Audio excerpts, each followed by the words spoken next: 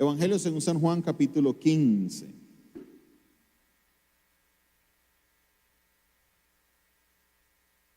vamos a leerles del versículo 1 en adelante. Evangelio según San Juan, capítulo 15, versículo 1 en adelante. Cuando usted lo encuentre, me regala un amén. Dice la palabra de Dios de esta manera: yo soy la vid verdadera, y mi Padre es el labrador. Todo pámpano que en mí no lleva fruto, lo quitará, y todo aquel que lleva fruto, lo limpiará para que lleve más fruto. Ya vosotros estáis limpios por la palabra que os he hablado. Permaneced en mí. ¿Están leyendo? ¿Qué dice el Señor? Permaneced en mí y yo en vosotros. Como el pámpano no puede llevar fruto por sí mismo si no permanece en la vid, ¿qué más sucede? Si no permanecéis en mí. Yo soy la vid, vosotros los pámpanos. El que permanece en mí y yo en él, ¿qué sucede? ¿Por qué razón? Vamos, diga esta última parte todos juntos: porque separados de mí nada podéis hacer. Una vez más, dígalo conmigo: porque separados de mí nada podéis hacer. Esta semana en la enseñanza de los grupos familiares estuvimos hablando sobre Jeremías capítulo 6, donde el Señor le dice al pueblo: vuelvan a las sendas antiguas, paren, pregunten y regresen a las sendas antiguas. Cuando hablamos de las sendas antiguas es importante comprender qué es la senda antigua. Para muchos la senda antigua era la manera de los cultos antiguos. ¿Cuántos tienen más de 20 años en el Evangelio? A ver, levanten la mano. ¿Cuál era la senda antigua? El único instrumento autorizado era la guitarra acústica, porque la eléctrica era del diablo. La batería no, eso nada de batería, esos son instrumentos prohibidos. Cuando hablan de la senda antigua piensan en los voceros de Cristo, en el himnario, en los coritos, como la manera antigua de hacer el culto, pero la Biblia no está hablando de eso. Volver a la senda antigua no es volver a la falda hasta los tobillos, volver a eso no se está refiriendo a la palabra de Dios. La palabra de Dios, cuando habla de la senda del camino, se está refiriendo a la vida. Encomienda al Señor tu camino. Ahora, cuando dice encomienda al Señor tu camino, ¿qué está diciendo? Encomienda al Señor ¿qué? Su vida. Camino se refiere a ¿qué? A la vida. Encomienda al Señor su camino y confía en Él y Él hará. Cuando estamos hablando de camino se refiere a una manera, un caminar que nosotros tenemos para llegar al destino que tenemos en nuestra vida. La manera más fácil de nosotros comprender esta alegoría o esta enseñanza que da la palabra es lo que pasa aquí en Cali, por ejemplo, con Buenaventura. ¿Quién ha viajado a Buenaventura en carro? ¿Cuántas carreteras hay para viajar a Buenaventura en carro? Ahora hay tres. Hay tres. Está la vía al mar, que después del kilómetro 18 se abren la vía antigua y la vía nueva. Ahí hay dos. Y ahora está la nueva que va por Buga, que es doble calzada, y lo lleva hasta Buenaventura. Esa es la que, por eso ya no vemos tantos camiones en la vía antigua, porque ya todos están tomando es la doble calzada. Ahora, hay gente que se rehúsa a tomar la vía nueva. Mire, muchos de ustedes ni siquiera sabían que estaba esa vía por Buga. Y se rehúsan a hacerla porque conocen la vía antigua y es más vale, muchos dicen, no, viejo conocido.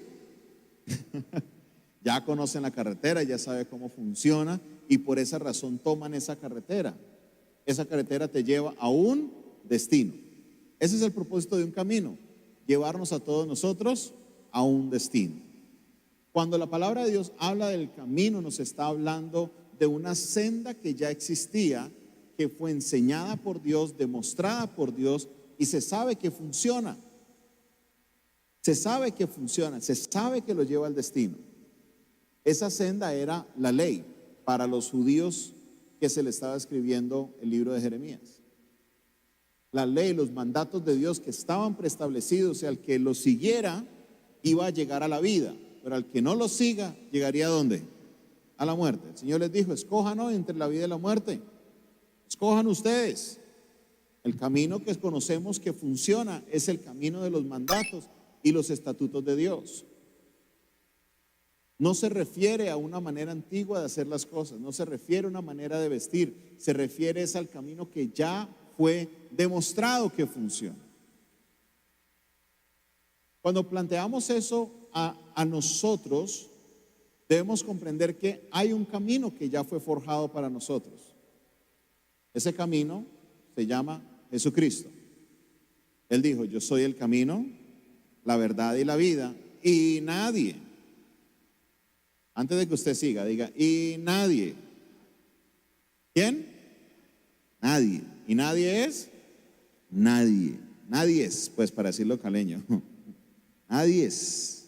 Nadie puede llegar al Padre si no es por ese camino, si no es por esa ruta.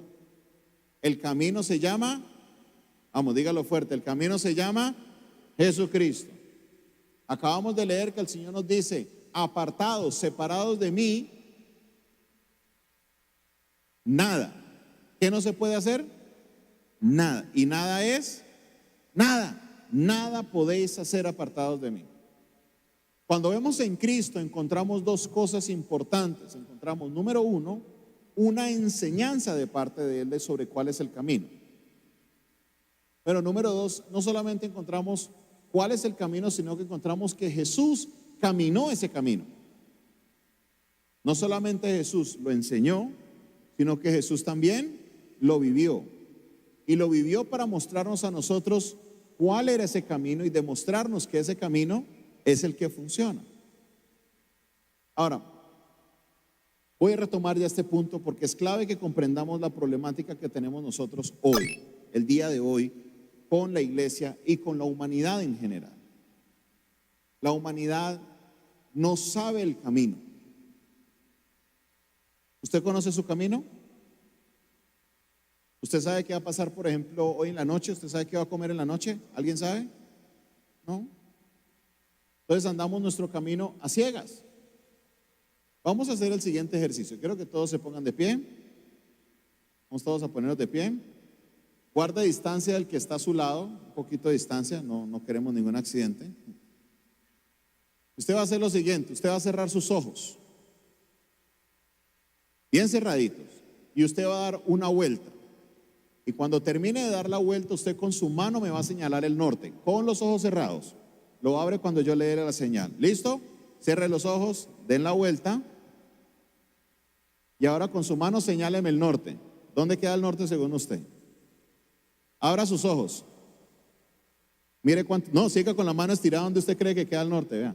Mire cuántos nortes hay. Abran los ojos, mire. Mire el norte de sus compañeros. ¿Qué pasó?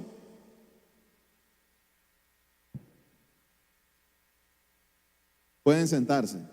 A ver, ¿qué pasó con el norte? Claro, ya cuando usted abrió los ojos ya me dice que para allá es el norte. Pero uno con los ojos cerrados, y esa es la vida del ser humano. Usted empieza a caminar y viene otra persona y le dice: no, vea, el norte es para allá. ¿Y qué hace uno? Para allá. Y empieza a caminar. Y cuando va para allá dice: no, el norte es para allá. Ah, es para allá. No, el norte es para allá, es para allá. Y por eso nos la pasamos la vida ¿cómo? Dando vueltas, sin saber para dónde ir. Porque no tenemos un norte, no tenemos. Estamos viviendo la vida ciegas, nadie sabe lo que va a pasar. Santiago nos dice: ninguna persona diga mañana voy a hacer. Diga, si Dios lo permite, haré esto, porque el mañana ni siquiera lo tenemos garantizado. ¿O sí? No, hoy somos, mañana no sabemos. Pero el mundo está en esta tónica, que todo el mundo le quiere decir a usted cuál es el norte. Y nos encontramos con una problemática muy fuerte. La problemática es que por derogar las cosas que son pasadas o clásicas, la senda antigua, empezamos a adoptar en nuestra vida pensamientos nuevos. El problema es que los adoptamos de una manera que nos aferramos a esos pensamientos, peleamos por esos pensamientos y resulta que son pensamientos que no son experimentados. Son caminos que no han sido transitados. Y muchas veces ponemos a experimentarnos con cosas tan cruciales. Mire, por ejemplo, lo que pasó con el tema de crianza de los muchachos. Hacia mediados de los años 90 empezó a surgir la teoría de que la disciplina era mala. Usted no puede disciplinar a sus hijos porque eso es malo. Los niños saben lo que quieren, hay que dejarlos que ellos florezcan, porque ellos conocen, ellos están explorando sus emociones, hay que dejarlos. ¿A dónde nos llevó eso? A ver, ¿cuál es el estado de hoy de esos muchachos que crecieron así? Hay que hacer una acotación. ¿Que habían muchos casos de maltrato? Sí. De que ya era tortura de padres a hijos, amarrando a sus hijos, guardándolos en closet por día. O sea, ya unas cosas que no son disciplina. Eso no es disciplina, eso es maltrato. Pero nos fuimos al otro extremo, a que no se les puede ni siquiera decir que no, porque estamos hiriendo sus susceptibilidades. Y todo era algo que sabíamos a ciencia cierta, o era experimental. Era experimental, eran teorías. Nos dijeron, no, esa teoría es buena, y ustedes se aferraron a esa teoría, y ahora nos dimos cuenta que mirando atrás, no era.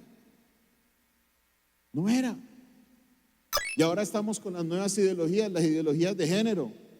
No, hay que respetar lo que la persona se autodetermine.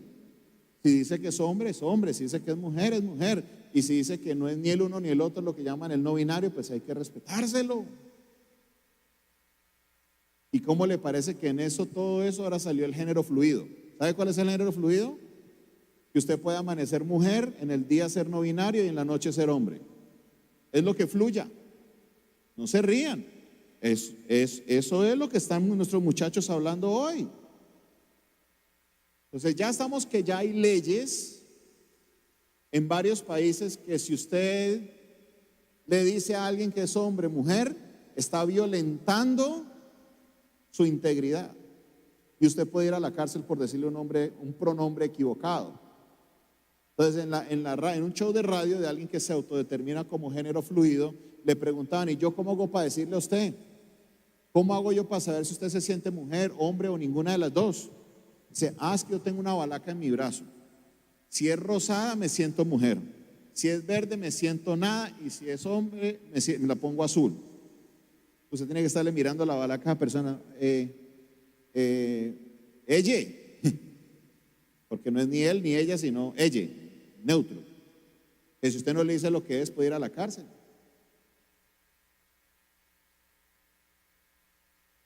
Y en búsqueda de esa teoría, ahora, ¿con qué problema nos enfrentamos? Un señor en Argentina tenía 57 años y dijo, me cansé de trabajar. Se determinó mujer y ya se pensionó con 57 años. Porque en Argentina, al igual que en Colombia, la mujer se pensiona a los 57 y el hombre a los 62. Él dijo, me cansé de trabajar, me determino mujer. Y como es solo una vuelta, ir a la notaría y a los 30 días ya le entregan su cédula con el nuevo género, ya se pensionó. En Ecuador, un padre maltratador, pasaron la ley de violencia machista, que había un señor maltratando a sus hijos, la señora fue y peleó para que le quitaran a los niños porque pues el tipo era maltratador. ¿Sabe qué hizo él? Pues se cambió de género. Ya no es violencia machista porque él no es hombre, sino que es mujer. Y ahora él vuelve a tener acceso a sus hijos siendo una persona maltratadora. Nos dejamos llevar de teorías, de caminos nuevos. De caminos nuevos que no los conocemos, no han sido experimentados, no han sido caminados. Y estamos así en la locura, todo el mundo diciendo, no, el norte es para allá, el norte es para allá, el norte es para allá, el norte es para allá. Y eso usted dirá, bueno, ese es el mundo que está así. Pero ¿qué está pasando en la iglesia? En la iglesia está pasando lo mismo. Hemos perdido nuestro norte. La iglesia dejó de ser una iglesia que busca de Cristo y se convirtió en una iglesia que busca es de mí. Lo que yo quiero, lo que me gusta. Marcos Vidal hacía un discurso en estos días que gracias a Dios se ganó un Grammy latino. Marcos Vidal, un cantante español cristiano muy conocido. Y él decía, los himnos antiguos se diferencian de los himnos de hoy grandemente porque los himnos antiguos eran centrados en la persona de Cristo y los himnos de hoy son centrados en la persona del yo. Lo único que quiero, lo único que me gusta, yo quiero, yo busco, yo deseo, yo anhelo. Los cánticos de hoy están centrados en el yo, en el ello. Y se han olvidado de que la persona central en la iglesia de Cristo es Jesucristo. Por eso Él nos dijo, apartados de mí. ¿Cuál es el estado de la iglesia de hoy? ¿Qué ha podido hacer la iglesia de hoy para impactar la sociedad? Les hago la pregunta. Pensamos que es que porque no se ora lo suficiente, pensamos que porque no salimos a la calle lo suficiente o porque no hacemos la obra social lo suficiente. No, el problema es que la iglesia cristiana perdió su esencia. Somos el azúcar que no endulza, la sal que no sala. Somos los cristianos sin Cristo. La esencia se ha perdido y apartados del Señor. Él nos lo advirtió. Apartados de mí, nada. Antes de que usted diga el resto, vuelvo y le repito, la clave aquí no es podéis hacer, sino nada. Pensamos que podemos hacer algunas cosas sin Cristo. No, Jesús dijo, nada podemos hacer apartados de Cristo. Para nosotros es ese llamado de volver a la senda antigua y es de volver a la persona central de la iglesia de Cristo, que es Cristo. Todo es de Él, por Él y para Él. La gloria debe ser para Él, el creador de todas las cosas. La exaltación debe ser ¿para quién? Para Cristo. Él fue el que dio su vida por nosotros. Debemos estar centrados y concentrados en la persona de Cristo. Cristo vino a la tierra y nos dio unas enseñanzas y nos mostró un camino. Y aquí quiero utilizar la siguiente ilustración.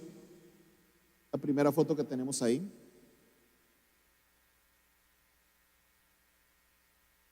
Tuvimos una charla con la escuela de padres del colegio y resulta que la persona que vino a dar la charla, la licenciada Laura Maña, explicaba que la vida es como ¿qué? ¿Qué ven ustedes acá? Un puente. ¿Qué conecta el puente? Dos puntos, ¿cierto? La vida es un puente que conecta desde el punto en que usted nace hasta el punto en que usted muere. Ahora, ¿qué pasaría si este puente colgante no tuviera los pasamanos?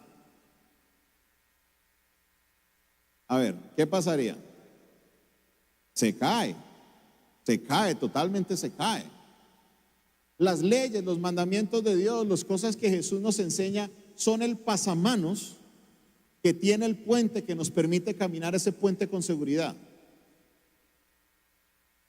Cuando usted saca a Jesús de la ecuación o cuando usted saca a Dios de la ecuación, usted va a tratar de cruzar ese puente sin las barandas. Ay, no, es que no, todo se puede explicar por la naturaleza. Ahora es una de las teorías que ronda. ¿Por qué matar es malo? A ver, ¿quién me puede decir por qué matar es malo? A ver, ¿alguien más? ¿Alguna otra explicación aparte de que Dios sea el dueño de la vida? Ahora le digo, trate de explicar que matar es malo sin utilizar a Dios. ¿Por qué matar es malo? Pero no utilice a Dios.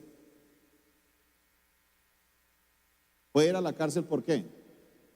Porque rompe una ley. ¿Y la ley está basada en qué? En algo que Dios dijo. Entonces estás metiendo a Dios. Trate de explicar que matar es malo sin involucrar a Dios. Sí, pero Dios fue el que dijo ame al prójimo. Entonces vuelve otra vez y caemos en el mismo círculo. Conciencia, mi corazón, ¿basado en qué? Por ejemplo, en la Biblia encontramos a los que servían a Baal, que pasaban a sus hijos por el fuego, sacrificaban a sus hijos en fuego para ofrenda a sus dioses. ¿La conciencia dónde quedaba ahí? Esta mañana alguien me dijo, porque es que la vida hay que respetarla. Ok, muy bien. Ahora le pongo un escenario. Supongamos que yo me estoy muriendo porque necesito un trasplante de riñón. Me encuentro un habitante de la calle que nadie lo conoce. ¿Por salvar mi vida puedo matarlo a él? Explíquemelo sin Dios. Si saco a Dios de la ecuación, estaría bien hecho eso. Porque estoy tratando de salvar mi vida por encima de la de él.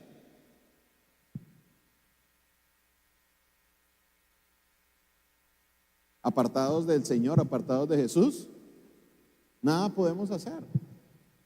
La sociedad vive hoy, todo lo que decimos, robar es malo. ¿Por qué? Tiene que haber un estándar y el estándar es Dios. Usted saca a Dios de la ecuación, usted no va a poder hacer nada. La humanidad se hubiera caído por el barranco si saca a Dios de la ecuación. Necesitamos nosotros entender este primer mandamiento. Jesús vino y nos enseñó que habían dos mandamientos que seguían en vigencia, que son la ley, la base de toda la ley de los profetas: amar al Señor su Dios con todo tu corazón, mente y fuerzas, y amar al prójimo como a sí mismo. Piensa en las dos barandas. Pásame la siguiente foto. ¿El puente cuántas barandas tiene o cuántos pasamanos tiene? Entonces tienes por un lado amar a Dios sobre todas las cosas, y el otro es la siguiente: amar al prójimo como a sí mismo. ¿Qué pasa cuando usted quita una de las dos barandas? Pero queda una, queda débil, queda usted colgando de esa baranda. ¿Alguien ha visto algunas de esas películas que se suelta un lado del puente colgante? Se pierde el equilibrio de todo.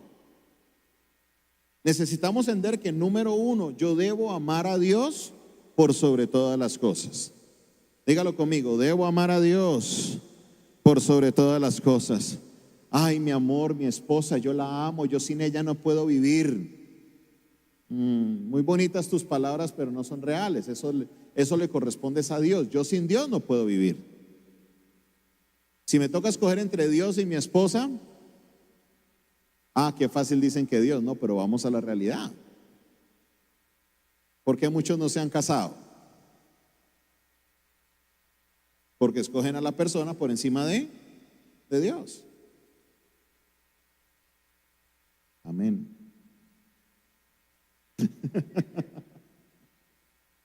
Decirle una cosa, ponerlo en práctica es otra. Tenemos que comprender eso, iglesia. Y Jesús no solamente lo enseñó, Jesús lo vivió. ¿Cómo lo vivió Jesús? Vaya al Getsemaní. Jesús sabía lo que se le venía. ¿Qué se le venía? Tortura, dolor, castigo, humillación. ¿Y qué hizo Jesús? Se arrodilló y le dijo: Padre, por favor, si hay otra manera de lograr lo mismo sin sufrir tanto, ayúdame, colabóreme. Pero ¿qué le dijo Jesús? Padre, que no se haga mi voluntad, sino que se haga tu voluntad. ¿Qué estaba haciendo Jesús? Jesús estaba colocando su vida en las manos del Señor. Estaba colocando a Dios por encima de su propia vida. Supongamos que tenemos un misionero en Irak, y esta historia no es tan hipotética porque esto pasa todos los días. Y nuestro misionero en Irak se fue con toda la familia y lo pillaron. Lo pillaron predicando la palabra. ¿Sabe qué sucede cuando usted lo pillan predicando la palabra en Irak, o en Irán, o en Arabia Saudita, o cualquier otro de los países árabes? ¿Sabe qué pasa? Lo matan. Legalmente. Ya sea que lo maten los vecinos o lo mate la policía, pero la condena por predicar a Jesús es la pena de muerte. Entonces yo vengo y le digo: hermanos, les tengo una noticia: mataron a nuestro misionero en Irak. Y el Señor me está mostrando que, a ver, ¿quién? Pilar, el Señor la está llamando a usted para reemplazar a ese misionero allá en Irak. ¿Qué le dirían ustedes a ella? ¿Por qué? Si tengo que amar a Dios por sobre todas las cosas, si Dios le confirma a ella, vaya. ¿Qué hacemos, Pilar? Lo ideal es que fuéramos, pero la realidad es que no vamos a hacerlo. Señor, pero la vida, por Dios. ¿Qué dice la palabra? David dijo: Señor, en tus manos están mis tiempos, mi vida no me pertenece. ¿Le pertenece a quién? A Dios. Y si Dios quiere que yo vaya, debo de ir. Y si voy a morir, dice Pablo, y si vivimos, para Él vivimos. Y si morimos, para Él morimos. Sea que vivamos o que muramos, al final del cuentas, del Señor somos. ¿Amén o no amén? Debemos amar al Señor por sobre todas las cosas. Eso es amar a Dios por sobre todas las cosas. Que lo que Dios pida se le da, así no me convenga.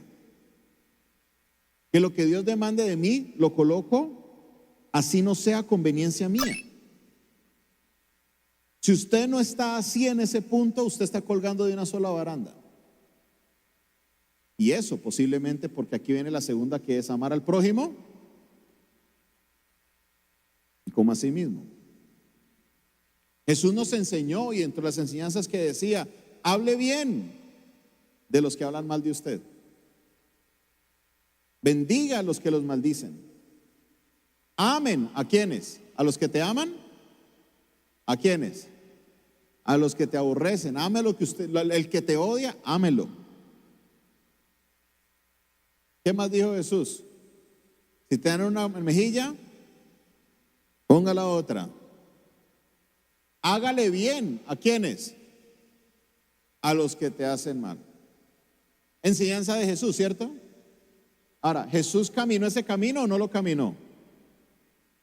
Imagínense que Jesús, dice tanto en Lucas como en Mateo, le colocaron en la cabeza algo para taparlo, le metían un golpe y le decían, si usted es profeta, adivine quién le pegó.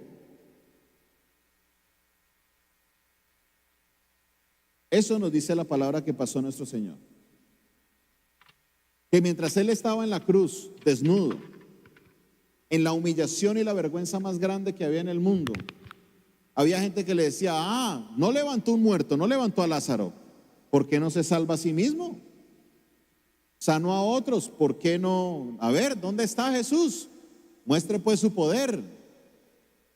¿Y qué hizo Jesús? Antes de que usted diga la respuesta, recuerde que semanas antes a su crucifixión, Jesús llegó a una higuera y él tenía hambre.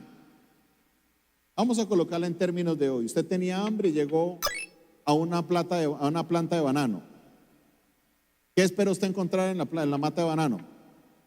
Y usted tiene hambre, usted está listo para estirar la mano y sacar ese bananito. Pero ¿sabe qué pasó? Jesús no encontró ningún fruto.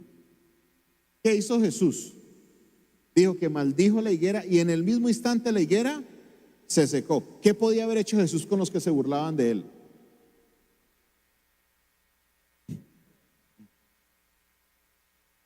Podía haber hecho lo que él quisiera. Pero ¿sabe qué hizo Jesús? Colgado en la cruz le dijo, Padre, perdónalos porque ellos no saben lo que hacen. Él bendijo a los que lo maldijeron. Si uno de esos soldados romanos que lo azotó y laceró su espalda le entregaba su vida a Cristo, creía en Cristo, ¿qué iba a pasar con ese soldado romano? ¿Iba a ser perdonado y salvo o igual se condenaba por haber golpeado a Jesús? ¿Qué dicen ustedes? ¿Qué dice la Biblia? Para que todo aquel que en él crea, y hay un paréntesis, menos los soldados romanos que me peguen, ¿así dice? No, para que todo aquel que en él crea no se pierda, mas tenga vida eterna. Jesús amó a aquellos que lo aborrecieron. No solamente lo enseñó, sino que él lo vivió. Él caminó ese camino, anduvo en ese camino, para que usted y yo andemos en ese camino. Esa es la senda antigua. Pero no, ¿cuál es el estado de la iglesia de hoy? ¿Alguien ha escuchado de los corridos bélicos? Esa tendencia en TikTok, sí, no hay muchos muchachos hoy por lo que veo. En TikTok hay una tendencia que llamaron los corridos bélicos. Son canciones en estilo corrido que salen mayormente de México a raíz de la situación de violencia. Empezaron a escribir canciones de las matanzas y todas esas cosas que pasan en ese país. De ahí salió otra tendencia. Los cristianos empezaron a ver eso y le llamaron los salmos bélicos. Entonces iban al libro de los salmos y cuando David se quejaba y decía, Señor, mis adversarios me persiguen, empezaron a hacer los tales corridos bélicos. Y me empezaron a salir de esos videos y yo me reía mucho porque lo cantan como con un odio, como que sí, Señor, aplasta a mis enemigos, acaba con ellos, destrúyelos. Y usted dirá, bueno, pastor, ¿y eso qué? Yo escucho muchos orando oraciones bélicas. Señor, acaba con mis adversarios. Esa se vecina que habla mal, que caiga tu fuego y la consuma. Haz justicia, papá. Acábalos, destrúyelos delante de mí. Sacamos a Jesús de la ecuación. Porque ¿qué hizo Jesús? ¿O qué haría Jesús en esa situación? Perdonar, amar, servir. Eso es el ejemplo que tenemos de Jesús. Pero no pensamos que puedo orar y como todo lo que pida en el nombre del Señor Él me lo va a dar, Él va a traer juicio. Oiga, llegamos al punto del cinismo tan grande, iglesia, que si una persona con la que usted tiene un pleito muere, usted cree que es respuesta de Dios. Los he escuchado. Han venido a mí a contármelo como testimonio de la justicia de Dios. Sacamos a Cristo de la ecuación. ¿Qué está pasando, iglesia? Apartados de Cristo, nada podemos hacer. Tenemos que volver a la senda antigua.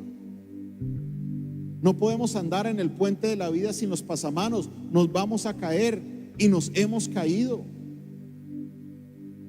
porque hemos buscado nuestros intereses, porque hemos buscado lo que nos gusta, hemos buscado lo que queremos y se nos olvida que lo importante en nuestra vida ya no somos nosotros, es Cristo, es Él.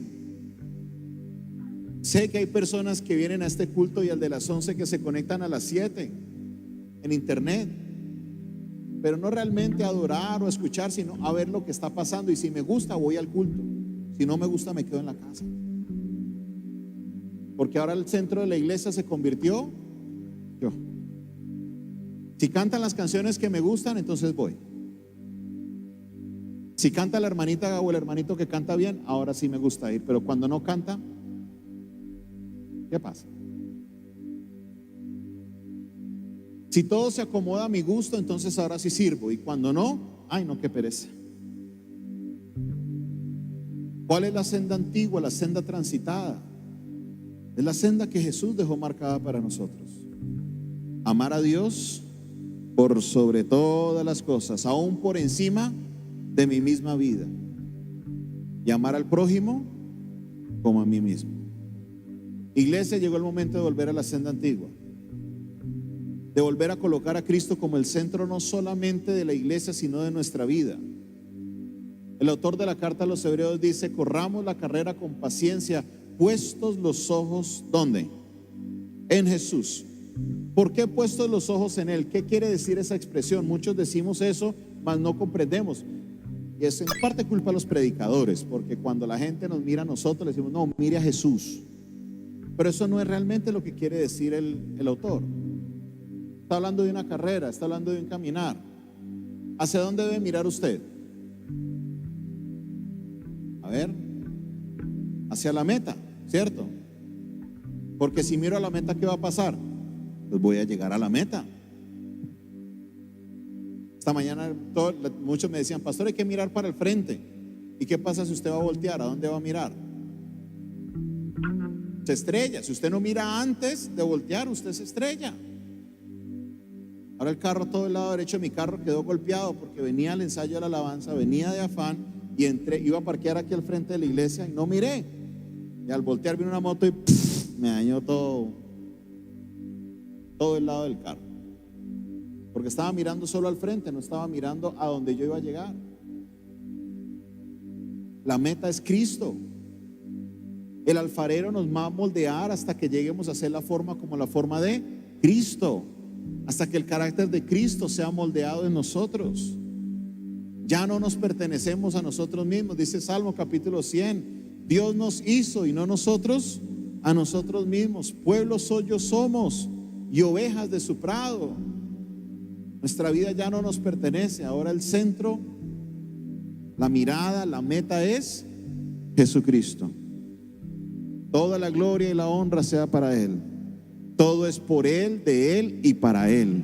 Cristo el centro de nuestra vida.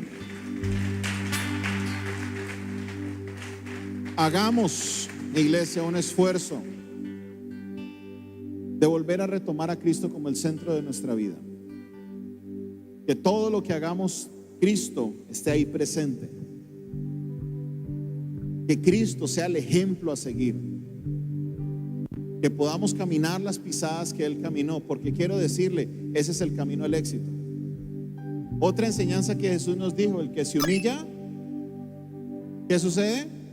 Será exaltado, y el que se exalta será humillado. Filipenses capítulo 2 versículo 5 dice que Cristo se humilló hasta lo sumo, hasta la muerte, y muerte de cruz. Pero ¿qué sucedió con Cristo?